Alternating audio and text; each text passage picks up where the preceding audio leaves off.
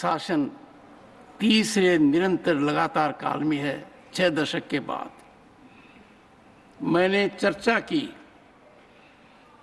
और मैंने अनुरोध किया कि प्रतिपक्ष के नेता को बिना बेरोक टोक बोलने का सुअवसर दिया। आज वो सदन छोड़कर नहीं गए हैं, मर्यादा छोड़कर गए हैं। आज उन्होंने मुझे पीठ नहीं दिखाई है, भारत के संविधान को पीठ दिखाई है। आज उन्होंने मेरा अनादर और आपका अनादर नहीं किया है, उस शपथ का अनादर किया है जो संविधान के तहत ली है। भारत के संविधान की इससे बड़ी अपमानित बात नहीं हो सकती। ऐसा कैसे हो सकता है? House of elders, the upper house, हमें देश का मार्गदर्शन करना है। मैं उनके आचरण की भर्त्सना करता हूं। देश के 140 करोड़ लोग इसे हाथ होंगे। सदन का मतलब है सत्ता पक्ष की बात सुनो जब आपने अपनी पूरी बात कह दी। माननीय सदस्यगण, आप सब जानते हैं कल देर रात तक चर्चा रखी गई, हर सदस्य को मौका दिया गया। It is an occasion where they have challenged Indian Constitution. They have outraged the spirit of Indian Constitution. They have disregarded the oath they have undertaken. मैं इस कुर्सी पर बैठकर इतना दुखी हूं कि भारत के संविधान का इतना बड़ा अपमान, इतना बड़ा मजाक। भारत का संविधान हाथ में रखने की किताब नहीं है, जीने की किताब है। मैं आशा करता हूं कि वो आत्मचिंतन करेंगे, मंथन करेंगे, अपने दिल को टटोलेंगे और कर्तव्य पर आएंगे। माननीय प्रधानमंत्री जी,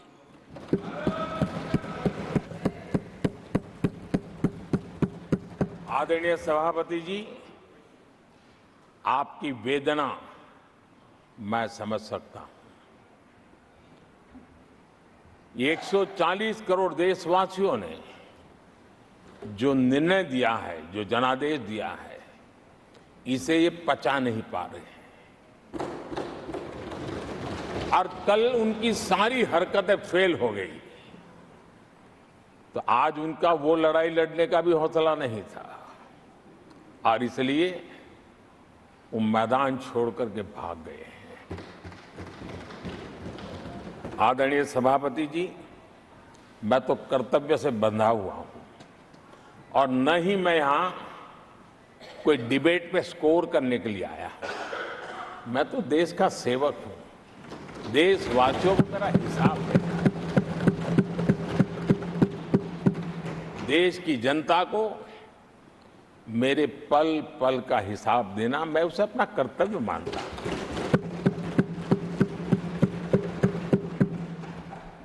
आदरणीय सभापति जी, वैश्विक परिस्थितियां ऐसी पैदा हुई कि फर्टिलाइजर के लिए बहुत बड़ा संकट पैदा हुआ। हमने देश के किसान को मुसीबत में नहीं आने दिया और हमने करीब करीब 12 लाख करोड़ रुपया फर्टिलाइजर में सब्सिडी दी है और जो भारत के आजादी के इतिहास में सर्वाधिक है। और उसी का परिणाम है कि हमारे किसान को फर्टिलाइजर का इतना बड़ा बोझ उस तक हमने जाने नहीं दिया। सरकार ने अपने कंधे पर उसको उठा लिया है। आदरणीय सभापति जी, हमने एमएसपी में भी रिकॉर्ड बढ़ोतरी की है। इतना ही नहीं, खरीद के भी नए रिकॉर्ड बनाए हैं। पहले एमएसपी की घोषणा होती थी, लेकिन किसानों से कुछ भी लिया नहीं जाता था, बातें बताई जाती थी। पहले की तुलना में अनेक गुना ज्यादा खरीदी कर करके हमने किसानों को सामर्थ्यवान बनाने का प्रयास किया।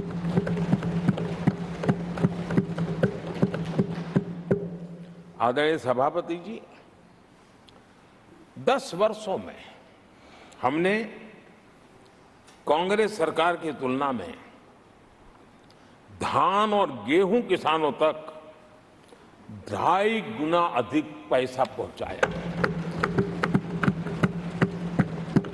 और हम आने वाले 5 साल सिर्फ इसी का इंक्रीमेंटल वृद्धि करके रुकना नहीं चाहते।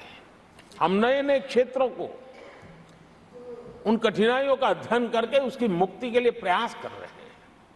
और इसलिए आदरणीय सभापति जी, अन्न भंडारण का विश्व का सबसे बड़ा अभियान हमने हाथ लिया है और लाखों की तादाद में विकेंद्रित व्यवस्था के तहत अन्न भंडारणों की रचना करने की दिशा में काम चल पड़ा है। फल और सब्जी एक ऐसा क्षेत्र है, हम चाहते हैं किसान उस तरफ मुड़े और उसके भंडारण के लिए भी एक व्यापक इंफ्रास्ट्रक्चर की दिशा में हम काम कर रहे हैं। आदरणीय सभापति जी, सबका साथ, सबका विकास, इस मूल मंत्र को लेकर के हमने देश सेवा की हमारी यात्रा को निरंतर विस्तार देने का प्रयास किया है।